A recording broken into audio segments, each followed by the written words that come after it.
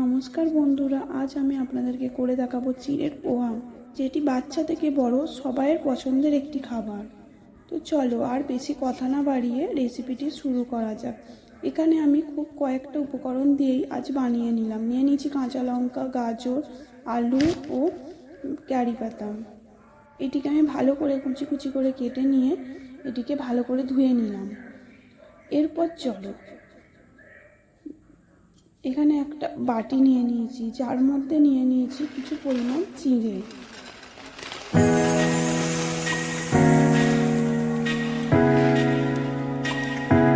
চিড়েটা নিয়ে নেওয়ার পর এখানে আমি ভালো করে জল দিয়ে ধুয়ে নেব।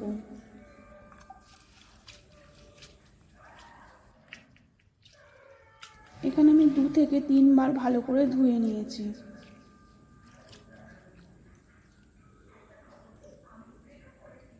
ধোয়ার পর আমি জলটা ফেলে দিলাম।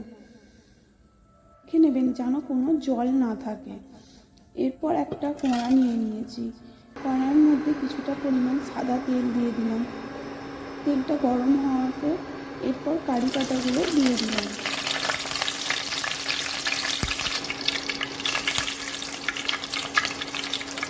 কারি পাতাটা হালকা ভাজা হয়ে এলে এরপর কেটে রাখা সমস্ত সবজি আস্তে আস্তে দিয়ে দিচ্ছি।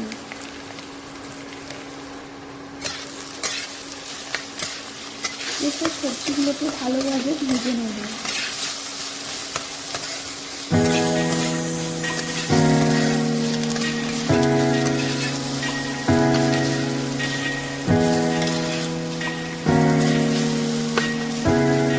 হালকা ভাজা হয়ে এলে এর মধ্যে দিয়ে দেবো কিছুটা পরিমাণ নুন ও কিছুটা পরিমাণ হলুদের গুঁড়ো।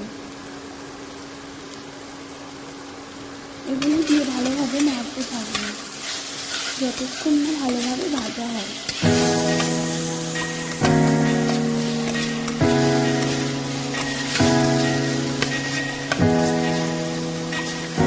দেখতেই পাচ্ছ সবজিগুলো মোটামুটি ভাজা হয়ে এসেছে। এরপর ভিজিয়ে রাখা চিড়েগুলো একে একে দিতে থাকবো।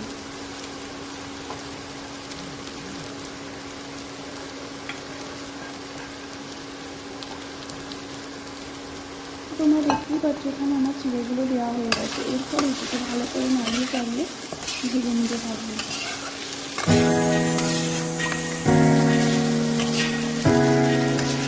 নুনটা আপনারা পরিমাণ মতন দেখে দেবেন।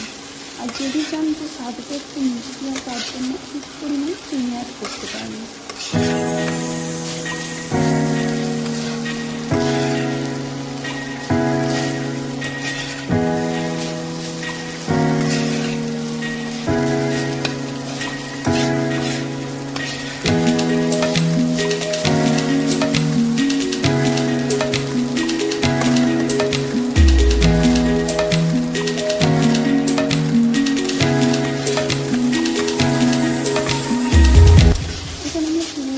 সবজির সাথে ভালো মতন ভাজা হয়ে এসেছে।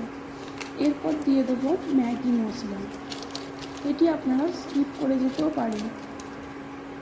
মশলাটা দিয়ে ভালোভাবে চিড়ের সাথে মিক্স করে নিচ্ছি। আপনারাও একবার বানিয়ে দেখতে পারেন। এটি বানাতে অল্প একটু সময় লাগে। তো চলো, এটি আমাদের হয়ে এসেছে। এবার এটিকে নামিয়ে নিচ্ছি।